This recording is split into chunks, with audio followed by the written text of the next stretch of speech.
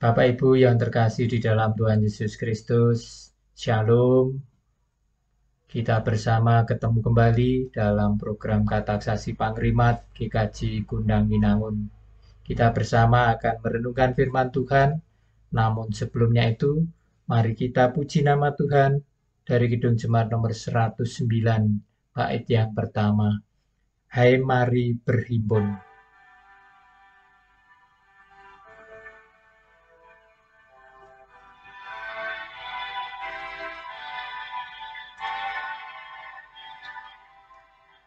Hai mari berhimpun dan bersukaria. Hai mari semua ke Betlehem. Lihat yang lahir, Raja bala surga, sembah dan puji Dia, sembah dan puji Dia, sembah dan puji Dia, oh Tuhanmu. Sebelum kita mendengarkan firman Tuhan, mari kita bersatu di dalam doa. Segala puji dan syukur kami naikkan ke hadirat-Mu Bapa atas segala limpahan berkat yang Engkau berikan di dalam kehidupan kami. Di dalam kami berkarya, Tuhan berkati, rezeki Tuhan cukupkan, demikian juga kesehatan Tuhan tambahkan. Teristimewa Tuhan, saat ini Tuhan berikan kesempatan kami untuk merenungkan firman-Mu. Kami mohon Roh Kudus hadir di tengah-tengah kami, memberkati kami satu persatu, dimampukan untuk mendengarkan firman-Mu, merenungkan dan terlebih lagi melaksanakan di dalam kehidupan kami setiap hari. Hanya di dalam nama Tuhan Yesus Kristus kami siap mendengarkan firman-Mu. Terima kasih Tuhan. Amin. Bapak Ibu yang terkasih di dalam Tuhan Yesus Kristus, saat ini kita bersama memasuki masa Advent Natal. Kita akan merayakan perayaan Natal. Pada malam hari ini kita akan mengingat akan kedatangan Tuhan Yesus. Namun kami tidak membahas tentang peristiwa 2000 tahun yang lalu. Kita akan membahas akan kedatangan Kristus yang kedua kalinya. Bacaan pada saat ini kita ambil dari Matius 24 ayat 29 sampai dengan 36. Yang akan kami baca ayat 29 dan 30. Matius 24 ayat 29 yang demikian firman-Nya. Segera sesudah siksaan pada masa itu, matahari akan menjadi gelap dan bulan tidak bercahaya, dan bintang-bintang akan berjatuhan dari langit, dan kuasa-kuasa langit akan bergoncang. Pada waktu itu akan tampak tanda Anak Manusia di langit, dan semua bangsa di bumi akan meratap, dan mereka akan melihat Anak Manusia itu datang di atas awan-awan di langit dengan segala kekuasaan dan kemuliaan. Demikian firman Tuhan. Yang berbahagia adalah setiap orang yang mendengarkan firman Tuhan, merenungkannya, terlebih dilakukan dalam kehidupan sehari-hari. Amin. Bapak Ibu yang terkasih di dalam Tuhan Yesus Kristus, saat ini kita hidup dalam gunggungan bencana.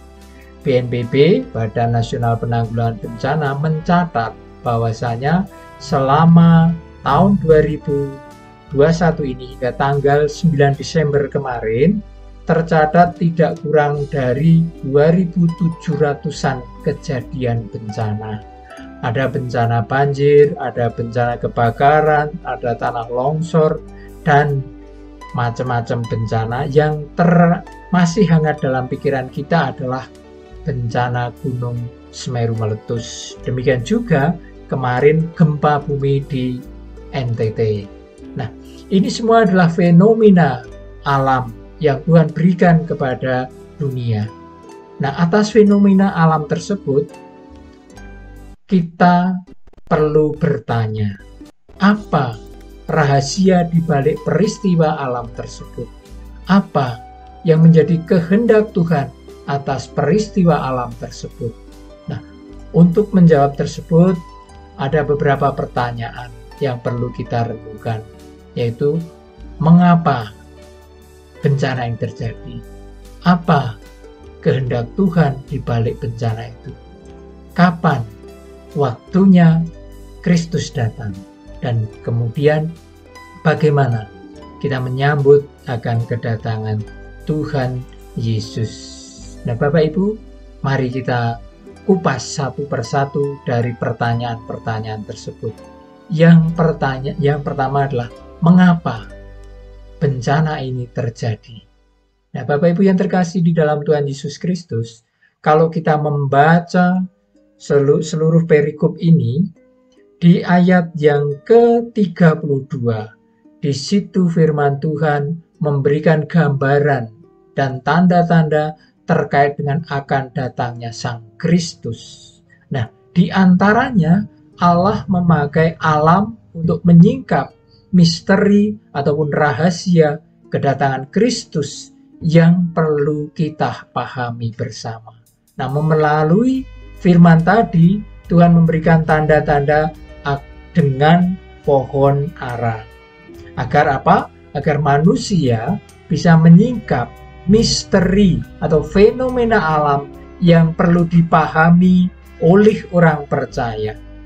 Yaitu baik yang itu menyangkut bagaimana cara iblis merusak hubungan antara manusia dan Tuhan, sehingga manusia jatuh ke dalam dosa. Demikian juga terkait dengan karya Tuhan, penyelamatan Tuhan akan dunia ini. Tuhan menyelamatkan manusia. Bapak Ibu yang terkasih, contoh cara iblis dalam merusak manusia supaya manusia itu jatuh di dalam dosa macam-macam sekali. Nah, di zaman sekarang semakin kompleks. Dalam hal ini semakin jauh manusia melakukan dari kasihnya. Hakikat kasih yang Tuhan berikan kepada manusia itu semakin ditinggalkan oleh manusia. Orang saling membenci satu dengan yang lain. Orang saling menghujat, saling bunuh-membunuh. Berita tentang hal ini hampir setiap hari kita dengar. Manusia tega saling membunuh. Nah, manusia saat ini tidak lagi berusaha akan mendengarkan akan perintah-perintah Tuhan. Namun sebaliknya, manusia mudah sekali terbujuk, terayu oleh godaan iblis. Orang tidak lagi takut pada penghakiman Tuhan akan datangnya Kristus kedua kali, akan akhir zaman. Namun sebaliknya, manusia malah mengutuk akan peristiwa-peristiwa yang Tuhan tunjukkan untuk mengingatkan akan manusia tersebut, sehingga manusia jatuh ke dalam dosa. Nah, demikian jelasnya Bapak Ibu untuk menjawab pertanyaan tadi. Mengapa bencana tersebut bisa terjadi? Yaitu Tuhan menghendaki agar kita ingat. Tuhan menghendaki agar kita itu sadar bahwasanya hari kedatangan Kristus itu sudah dekat. Tuhan mengingatkan kepada kita akan hakikat kehendak Allah, yaitu agar manusia bisa melihat betapa adilnya Allah, betapa kuasanya Allah terhadap kehidupan manusia, serta betapa kuasanya Allah akan dunia ini. Itu yang pertama. Yang kedua, pertanyaannya adalah apa kehendak Tuhan di balik bencana ini?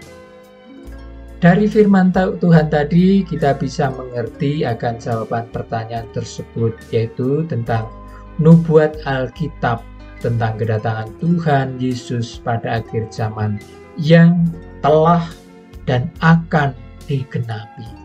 Nah, melalui firman Tuhan tadi, Allah berkenan menunjukkan kepada dunia bahwa proses kedatangan Kristus sedang dan akan terjadi. Buktinya apa? Kalau Tuhan sudah dan akan datang. Nah, di ayat 7 tadi menyatakan, dan akan ada kelaparan, wabah, dan gempa bumi, dan berbagai tempat, di berbagai tempat. Semua itu adalah awal dari penderitaan. Nah, itulah kondisi yang terjadi di dunia saat ini. Pandemi COVID belum berlalu di tengah kehidupan kita dan juga belum selesai. Sudah terjadi bencana lagi yang bermacam-macam. Di antaranya tadi Semeru meletus. Kalau saya ibaratkan tangisan saudara-saudara kita di Semeru saja belum hilang dari mata. Air mata masih menetes. Kemarin terjadi gempa bumi di NTT yang juga menimbulkan kesedihan. Oleh karena itu, inilah peristiwa alam yang Tuhan pakai untuk mengingatkan kepada kita semua. Oleh karena itu, ayo kita sadar bahwasanya kedatangan Tuhan itu sudah dekat. Mari kita kembali kepada pertanyaan tadi. Apa kehendak Tuhan di balik bencana ini? Tuhan sedang mengingatkan manusia agar kita sadar bahwasanya kedatangan Tuhan itu sudah dekat. Tuhan mengingatkan kepada kita agar kita itu tetap waspada. Jangan sampai kita sesat. Jangan sampai kita jatuh dalam pencobaan. Dan kita menjadi orang-orang yang bertahan di dalam iman sampai pada hari kesudahannya, sehingga kita bisa selamat. Itu yang kedua. Yang ketiga, Bapak Ibu, kapan waktu kedatangan Kristus? Jemaat yang terkasih di dalam Tuhan Yesus Kristus, Gusti Yesus menika mesti badhe rawuh wonten ing jagat. Menawi Gusti Yesus menika boten natal malih, boten rawuh malih wonten ing jagat menika, manungsa boten kagungan pengajeng-ajeng. Karena apa? Karena kehadiran Kristus itu ada hubungannya, ada koneksinya dengan manusia mati kekal. Kados pangandikanipun Rasul Paulus ingkang ngendikaken mekaten, kalau orang mati tidak dibangkitkan, sia-sialah iman kita.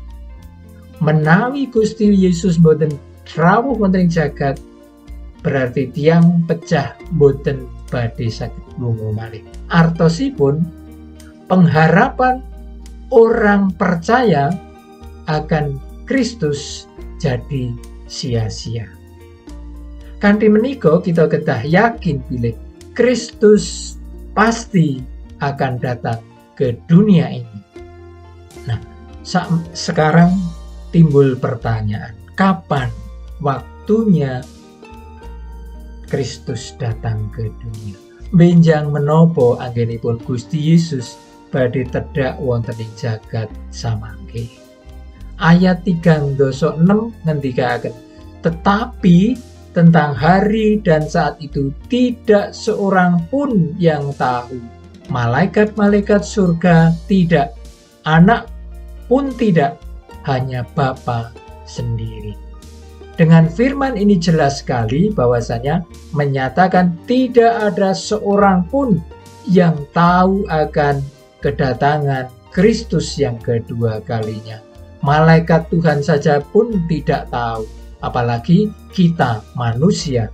Tidak ada yang tahu kapan Kristus datang. Itu adalah menjadi rahasia Allah Bapa kita. Hanya Allah Bapa kita sendiri yang tahu waktu dan kapan Kristus itu akan datang ke dunia. Nah, kanthi mekaten Bapak Ibu, jelas bilih boten wonten setunggal tiyang kemawon ingkang mangertosi benjang menapa dinten menapa wekdalipun Gusti Yesus badhe rawuh. Ingkang kedah kita yakini nggih menika Kristus mesti badhe rawuh wonten ing jagat. Kristus pasti akan datang ke dunia ini. Kristus datang ke dunia dengan segala kuasa, dengan segala kemuliaannya untuk menyelamatkan, untuk menghakimi dunia ini. Dan akhirnya akan ada pemisahan, manusia diselamatkan dan manusia masuk dalam api neraka. Itu yang ketiga. Yang keempat adalah bagaimana kita menyambut kedatangan Yesus. Bapak Ibu yang terkasih di dalam Tuhan Yesus Kristus, nubuat Tuhan akan kedatangan akhir zaman sudah mulai digenapi. Kedatangan Kristus sudah dekat. Bagaimana kita menanggapi Natal pada saat ini, kemeriahan Natal kita rasakan di dalam kehidupan kita. Namun pertanyaannya, bagaimana kita itu menyambut kedatangan Kristus yang kedua kalinya nanti? Firman Tuhan menyatakan demikian. Lihatlah, aku berdiri di pintu dan mengetuk. Kalau ada orang yang mendengarkan suaraku dan membuka pintu itu, aku akan datang masuk kepadanya dan bersantap dengannya, dia bersamaku. Wahyu 3 ayat 20. Nah, dari firman ini menyatakan bahwasanya Tuhan sedang mengetuk pintu. Tuhan ingin memanggil kepada semua umat manusia. Yang perlu kita sadari bersama Bapak Ibu, yaitu bahwasanya ketukan Tuhan itu bagaikan gelombang yang membumbung dan dahsyat. Tidak ada seorang pun yang dapat menahan ketukan Tuhan itu. Dan tidak seorang pun yang dapat menghentikan gerak langkah Tuhan. Nah, seperti kesaksian saudara-saudara kita yang terdampak dari letusan Gunung Semeru kemarin, yang ada sebagian menyatakan demikian, bahwasanya peristiwa Gunung Semeru meledak itu begitu cepatnya. Begitu cepatnya Gunung Semeru itu meletus. Letusannya sangat dahsyat. Kalau kita rasakan mungkin hampir sama dengan letusan Merapi di tahun 2010 yang lalu. Nah, kondisinya cepat dan gelap gulita sehingga orang tidak sempat melarikan diri. Pada siang jam 3 begitu gelap seperti malam harinya, sehingga orang tidak siap. Nah, demikian juga Bapak Ibu, ketukan Tuhan itu datangnya dahsyat. Orang tidak siap. Nah, bagi kita orang percaya, bagi kita yang melakukan perintah Tuhan, maka dia akan siap menghadapi ketukan Tuhan tersebut. Bagi kita, orang yang tidak mau melakukan perintah Tuhan, sebaliknya, dia akan dihadapkan pada bencana yang dahsyat, yaitu hukuman Tuhan, mati kekal. Sebaliknya, kepada kita, hanya orang-orang yang dengan baik mendengarkan firman Tuhan, mencari dan haus akan firman Tuhan, dialah orang yang dapat mengikuti gerak langkah dan menerima janji Tuhan tersebut.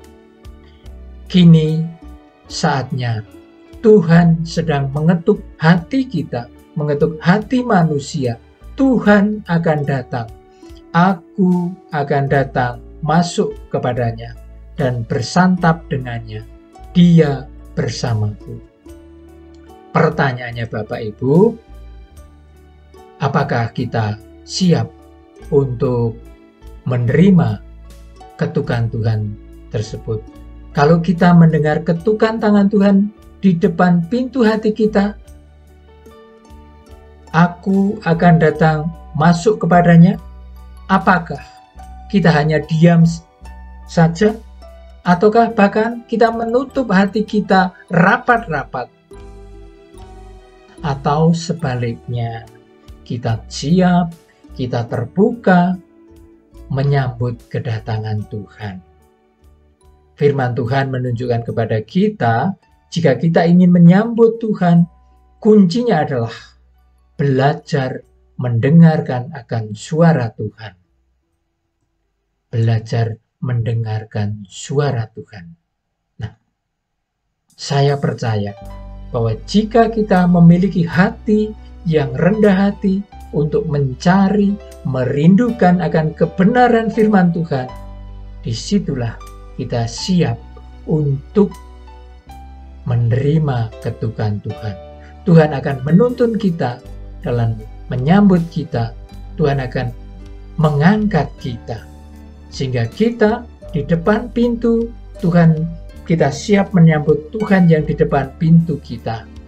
Hadirat Tuhan sudah terbuka dan akhirnya kita bisa bersantap dengan Tuhan di meja perjamuan anak domba Allah. Kita bisa tinggal bersama Tuhan di dalam kerajaan Tuhan. Amin. Saat teduh untuk kita semua.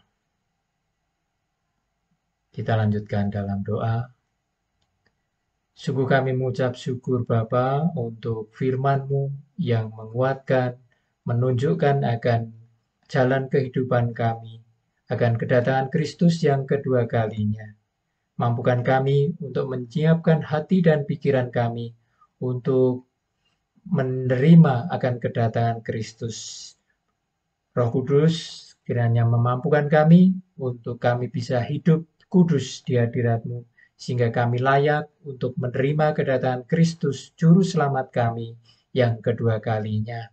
Jauhkan kami dari segala pencobaan dan jauhkan kami dari segala godaan, sehingga hidup kami kudus di hadirat-Mu. Apabila ada dosa, kiranya Tuhan ampuni. Kami akan mengakhiri kata saksi ini, akan beristirahat, Tuhan berkati, kami bisa tidur dengan nyenyak, Tuhan jauhkan dari segala mara dan bahaya. Di pagi harinya kami bisa bangun dengan kesegaran baru, kesehatan baru, pemberian Tuhan. Hanya di dalam nama Tuhan Yesus Kristus kami berdoa. Amin. Bapak Ibu yang terkasih dalam Tuhan Yesus Kristus, kata saksi, marilah kita akhiri dengan memuji nama Tuhan dari Kidung Jemaat nomor 402. Ku perlukan Juru Selamat.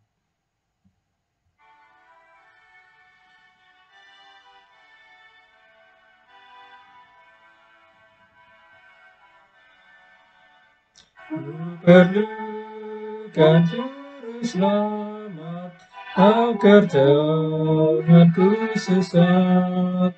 Selalu harus ku rasakan bahwa Tuhanku dekat, maka jiwaku tenang, takkan takut dan lengah. Bila Tuhanku memimpin ku di malam pun tentram. Demikian tadi Bapak Ibu yang terkasih dalam Tuhan Yesus Kristus, kata saksi pangrimat telah usai. Kita sami badhe ngaso, sugeng ngaso Bapak Ibu, lan sugeng pinanggih malih wonten ing wekdal sanes kata saksi pangrimat sanes. Gusti berkahi kita sami. Matur nuwun.